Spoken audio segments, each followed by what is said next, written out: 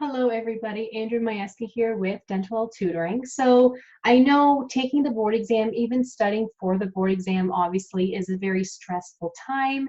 You're either at the point where you feel like you know everything, but you just don't know for sure, but you don't know what to study. Or you have been studying a ton, but you feel like you know nothing or not even close to what you have to know. So watch this.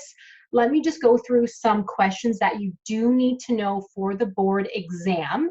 This will go for dental hygiene and dental assisting students too, and I will let you know which is for which, but it can't hurt to just watch the whole thing, whether you're a dental hygienist or a dental assisting student, and just see if you know these questions. But if you don't get discouraged. It just means that you need to go back in your notes, study that topic, and then you will know it for next time, right? It kind of gives you an idea of where to get started again.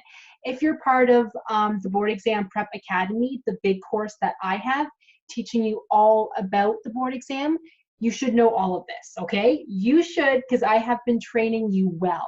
But if you don't, again, don't be discouraged. It just means you have been probably studying too much and your brain is on overload, or you have not been studying enough and you need to get studying, okay? So I just have some questions on my other monitor here. But so let's just start with some of the easier ones, okay? So think of things like this. You need to know the difference between perio and gingivitis. This is for dental hygiene students and dental assisting students. So with gingivitis, remember, it has to do with the gums, with inflammation. Does not have to do with the attachment levels and does not have to do with the bone support around the teeth. That would be perio. So gingivitis is thinking of the gums are red, the gums are bleeding, okay? That's gingivitis, okay? But perio is taking it a step further where you are starting to lose the attachment, or you have, and or you could be also losing the bone support around the teeth in more advanced forms. Somebody can have perio, but not necessarily have gingivitis, okay? So make sure to know that also. If you guys have questions, make sure to comment below and I am more than happy to help you. So perio first starts at a 4mm pocket. Even if there's just one, that patient has localized perio. So when you're talking about perio, even when you're talking about gingivitis, you need to know, is it localized or is it generalized, okay? So 30% of the mouth is localized. More than that is generalized. A lot of, I almost said patients, a lot of students think that if it's 50%, that's localized. If it's more, it's generalized. But no, it's 30%. 30% is localized. If more than 30% of the mouth, let's say, is bleeding, that's generalized, okay? So just to kind of give you guys an idea, if you're seeing a patient and the gums are bleeding everywhere, that's generalized gingivitis. Doesn't mean they have perio. To know perio, you have to take the pocket depths. So you need to do the probing. Without checking the probing, you do not know if the patient has perio or not. It can be obvious, of course, like if a patient is losing a lot of bone, their tooth looks long, obviously, so they have perio. You know that, I know that, everybody knows that, probably not the patient, who knows, but you need to take the pockets to know for sure if a patient has perio, okay? So if this is confusing you, if you're not sure, go back to your perio chapter, gingivitis chapter. If you're in my course, go back to those topics and learn it all again, okay? Or just simply ask me questions. I am more than happy to help. Another thing that I want you guys to look into is different things, like what should you recommend to a patient, okay?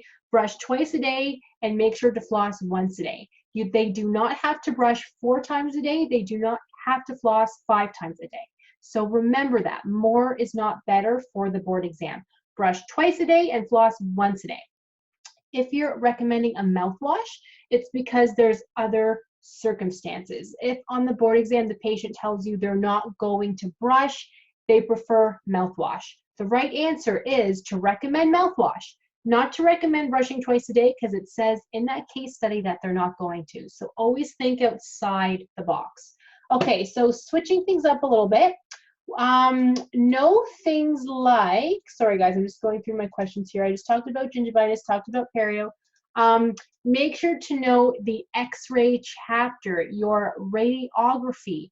Know the step up, the step down transformers, know what they do, know the different steps, know the different areas of the cathode and the anode. Know that, okay? In fact, I'm going to pause this. I'm going to show you guys a diagram. One moment here. There you guys, sorry about that. I just quickly looked up kind of an image here. So know this simple image. Yes, it looks very, very simple, but the main thing to note is that on the one side you have the cathode, the other side you have the anode. The electron cloud starts to form in the middle here, and then it goes down to take that x-ray, okay? Obviously, you need to know more than that, but if this is confusing to you, go back to that topic and study this again, okay? Let me just stop sharing my screen again. Know things like, what is the molybdenum cup used for? So if that is confusing you and you're like, what's the molybdenum cup? Not a good sign. Make sure to go back to your x-ray chapter and study that.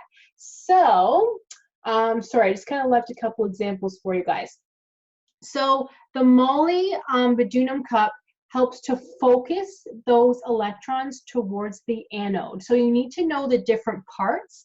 A lot of students think that it will take those electrons and go towards the cathode, but it's not. It is the anode, okay? They might start a little bit in the cathode, but it goes towards the anode, okay? So something to make note of. What else did I want to say? No, I think that's what I wanted to say. So the molybdenum cup, it's at the cathode part, but you want it to go towards the anode. So a lot of students get confused with that one. What else? Remember how I said to know the difference between the step up and the step down transformer. So just a quick recap, like the step down transformer, it decreases the voltage, where the step up increases it. So if you're not sure what the different steps are, that is something that you should know. And I'm moving down a couple things. Know little things, but not so little things, like what types of x-rays are done for what problem. If you're looking at cavities, you want to take the checkup x-ray, so the bite wings, because you want to check in between the teeth. With the bite wings, you're most concerned about the horizontal angulation, because if that's off, you get overlap. The biggest problem ever to have in the dental office, they will ask you that on the board exam. So the bite wings, horizontal, to prevent overlap. If you're looking to take a PA, so obviously of that specific tooth, it's probably because the patient's having pain, or they're just pointing to a tooth and saying something doesn't feel quite right. If you want to check if there's something stuck underneath the gums, take a PA, things like that. So know why and when you would take different types of x-rays. Know a lot about the Panorex. Yes, you need a lead apron for the Panorex. A lot of students tell me you do not. In some areas where you practice, depending on where you live, in a dental office, they actually don't use lead aprons for a Panorex, but here in Canada, we use them. On the board exam, you need to use a lead apron, but not a thyroid collar. Not a thyroid collar, but you need to use the lead apron. And why would you not if you're thinking about it? I don't understand that. Even, you know, I have only worked in Canada, so we do use the lead apron, but students and even dental assistants, dental hygienists are telling me in their office in the States, they don't use the lead apron for the Panorex because apparently it hinders the x-ray. Well, the x-rays look just fine in Canada, so why not just use the lead apron? But anyways, that's just me. On the board exam for US and Canada, they want you to know lead apron for all x-rays. You just don't need a thyroid collar for the Panorex, but you do need a thyroid collar for the other x-rays. Does that make sense to everybody? Okay. So far, so good. Let's see. You need to know things like how to use nicotine gum. So did you know that? They'd like to ask about smoking. If a patient's coming to you and saying, I want to quit smoking, how do you help them? You need to know the different steps. Nicotine gum isn't something you chew for 20 minutes. It's you pretty much chew it a little bit to release the nicotine-ness in there, and then you would leave it sort of like in your cheek. And that's supposed to help to prevent you from wanting to smoke. So again, if you said, well, you have to chew that for 20 minutes, that would be the wrong answer. So you need to know how to properly use it. Know things like the neighbor's probe. Do you know what a neighbor's probe is? Helps to check for the furcations. You need a neighbor's probe to check furcations, very important. Know the different classes of furcations, class 1, class 2, class 3. Know how to write that on the chart. Class 1 is an open triangle. Class 2 is a closed triangle. Class 3 is a closed triangle and colored in, okay? So class 1, the neighbor's probe, you know there's a furcation, but you can't get through. Class 2 is you can get through about halfway. Class 3 is you can get that probe all the way through to the other side. Not good. They have bone loss happening, right? Okay, what else can I tell you? Just kind of going through. Oh yeah, and I forgot to mention, sorry you guys, about the different types of, or sorry, the different steps in smoking cessation. It is ask, advise, assess, assist, and arrange. So I had to look at that because even I get them mixed up. So ask, advise, assess, assist, and arrange. I do have a video actually on this, so feel free to do a search in my YouTube channel for smoking cessation and that will come up. So if you didn't know that, it's time to start studying. And I should mention that I do have a course now that if you are taking the board exam soon, like in a month or two, my full course, the Board Exam Prep Academy, isn't the one for you because I suggest students study that for at least 6 months, okay? Because it's a lot. It involves tutoring, you know, everything. If you only have a month left to study, it's not a waste or anything, but you will not be able to get through everything. You will get overwhelmed. You will be like, oh my God, so you don't want that one. If you don't have a lot of time to study, so if you have a month or two left, you want the 30-day express board exam prep. So I sort of give you like a breakdown of what to study in 30 days. So I can leave the link for you guys on the bottom of that. It's not as big, not as thorough as the Board Exam Prep Academy. That is still the best one. But if you don't have a lot of time, even if you have like 3 weeks left to study, purchase that 30-day express board exam prep because at least you can go through everything and know that you will pass the board exam. So I will leave the link for you guys for that on the bottom. Definitely check it out. Okay, more questions for you guys. So I did talk about this, right? When does gingivitis advance to perio? As soon as you have that 4mm pocket, okay? So make sure to know that. Sorry guys, just going through my questions. And if you guys have questions, make sure to comment because I love seeing everybody's comments and I do try to get to them quickly. It might take a couple days because I'm busy, but please make sure to comment. I just always like to see everybody's comments. Oh, no processing errors of x-ray. So either processing or when somebody's taking the x-ray, when they're leaving, let's say they're taking a pan and the patient's earrings are left in, how does that look on the x-ray? Because they will be showing you x-rays that were not taken properly and then asking you how to correct it. So if you see these big circles in a panorex, well, the patient left the earrings in. To correct it, they need to take them out, okay? Happens in the real world all the time. It does, yes, happens to me too, but you need to know how to correct them. What else here? Let's see, guys, just kind of checking kind of talked about everything already. I'm moving ahead of myself here. Oh, don't forget microbiology. Know the different types of bacteria. Know which ones cause cavities, which ones cause gingivitis, and which ones cause root caries, okay? I just talked about this in the Board Exam Prep Academy. So I go through all of that. If you guys need more help, even in the 30-day express board exam prep course, I have it all right there. So you don't actually have to go through your textbooks again and again and again. I have it all there for you.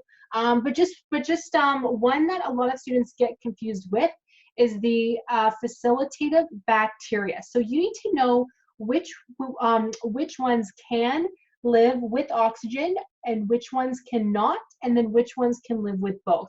So the facilitative bacteria can live with or without oxygen. So imagine they can survive in anything and they're harder to kill. So you need to know that.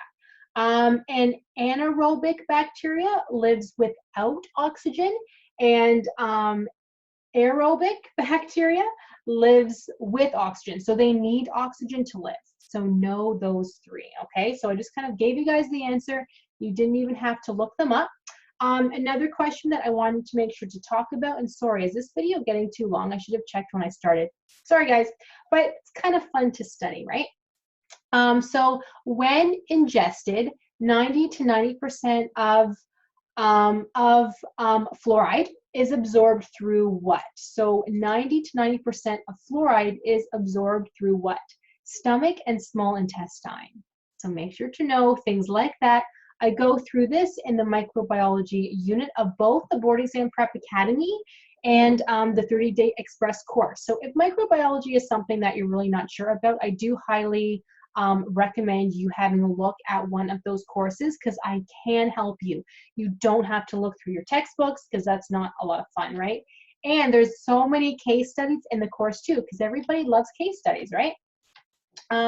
Know things like pharmacology, of course. So which of the following is found in the body of a prescription? The name of a drug is found in the body. So you need to know things like that. You need to know what things stand for.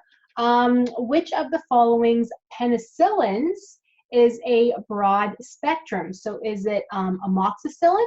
Is it penicillin V, penicillin G, or azithromycin? Sorry if I'm saying that wrong.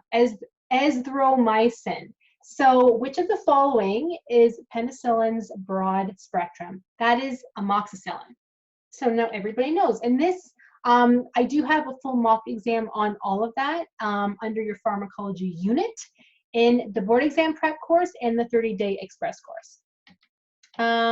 Make sure to know oral pathology too, you guys. So they will show you things like amalgam tattoos and say, what is this? They will show you things like linea alba, leukoedema, leukoplakia, candidiasis, tonsil stones. They will show you those things and say, what is this? So make sure to know that.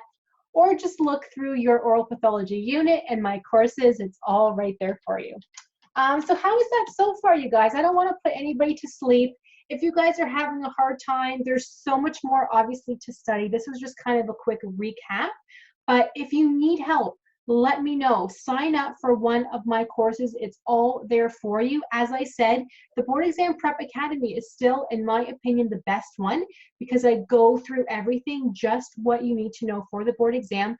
Plus there's case studies, plus there's mock exams, plus there's live tutoring. In the 30-day express course, that is excellent too. It's perfect if you don't have a lot of time to study, because it goes through those main topics that you need to know for the board exam. Not everything, because that would be impossible in 30 days, right? But it goes through the main topics that if you at least study all of that, you are off to a good start and you should pass. So far, students who have taken my 30-day express course have passed. It's a fairly new course, so I don't have a percentage on it yet, but taking the Board Exam Prep Academy, 99.8% of students pass. So that's a big number, right? Anyways, let me know if any questions. Thank you guys so much for watching. I do hope this helped, and I hope I didn't put anybody to sleep. I will see you guys in the next one. Thank you so much for watching.